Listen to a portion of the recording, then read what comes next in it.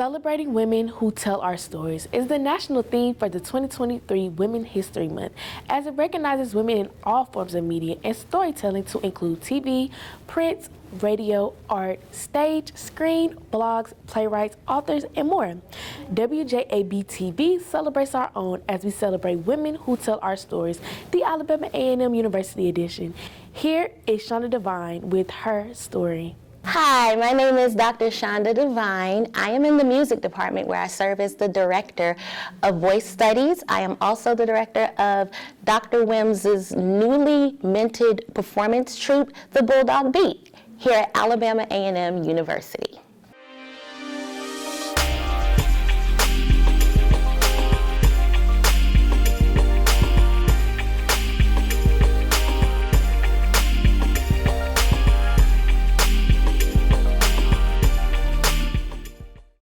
I was born and partially raised in Queens, New York. When I was about 13, my family relocated to Atlanta, Georgia. So I always say that I'm a New York born, Atlanta bred, because that's where I grew up, Atlanta, and that was my foundation. As far as singing and music, it started before I can remember, because I come from a partially musical family, and my Aunt Gail, who is the primary one who got me into singing before I could talk.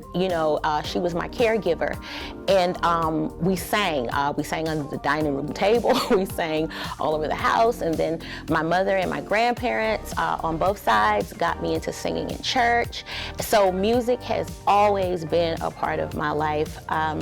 I fortunately and thankfully did my undergraduate career here at Alabama A&M University, where I majored in music, and am proud to say I was the first performance major in the program. I didn't imagine, especially when I was here in undergrad, that I would be back here in this capacity as a professor. I thought that performance would be the bulk of my career, and it still is a big part of my career, but being on the academic side has now, I've invested in that, and it has expanded my horizons and the things that I want to do. So for my career, I plan on continuing to perform, continuing to mold and invest and assist students and the community at large, and I just continue to try to progress as much as I can in this field of music. I've faced a lot of adversity, and not really adversity, but a lot of obstacles, I should say. And prayer and family and hard work are what got me through them. Honestly, I wouldn't have been able to do it alone. So my prayer life, which I'm strengthening every day, my relationship with my family, especially my mother, my aunt, my grandmother, and my siblings, and just really the hard work or the drive that was instilled in me from here. I tell people all the time, if I didn't learn anything else at A&M, I learned how to strive and fight for what is right, and that carried me after I left here all the way to where I am now. A lot of the things that I experienced early on, like when I was actively auditioning and such like that, I experienced body shaming.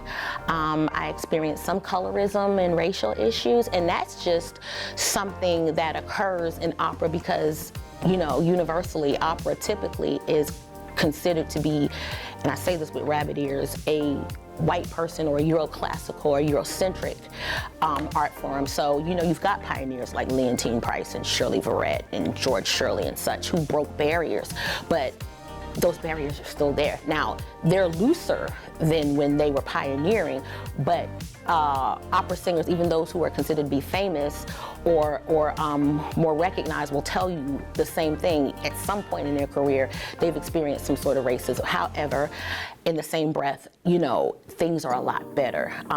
With recent forays into Black people standing up for themselves, like Black Lives Matter, and now we've got the Black Opera Alliance and other agencies like that are making sure that Black voices are heard. So things are getting better, but those are the things, especially as when I was younger, that if I did experience roadblocks, it would be that. We are blessed to live in a time where we have opportunities that are given to us no matter what our skin colors are or our backgrounds or our education education. And if we at least sew into each other and hold each other up, it really works. It really does. So I think, or I know that women, you know, we often get a bad rap of being manipulative and not trying to help each other and catty and all that. But luckily, I have had women in my life who have not been that way, and they've taught me to not be that way. So when you honestly and earnestly invest into another woman, you also benefit yourself. So growing up in a Black community, therapy is often or sometimes seen as taboo. And I've always had the mindset that people of color should embrace therapy. We historically, especially in this country, have been at a disadvantage and have been oppressed. And when you have that historically, it manifests in generations to come and after and after. And so therapy, honestly, if I can be honest, is what has been paramount. Because working with my therapist, I learned coping mechanisms. I learned what to do. She helps me to figure out ways, as you said, to release and to detach myself and such.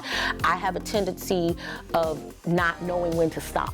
I get it earnest from the women in my family. We go full speed, 100 miles an hour, 24/7, and that's something I've recently learned from my therapist, that you know, I've seen the posts and the GIFs and things on Facebook that say, you know, you can't pour from an empty vessel, and you'll see those things, but do you really internalize them?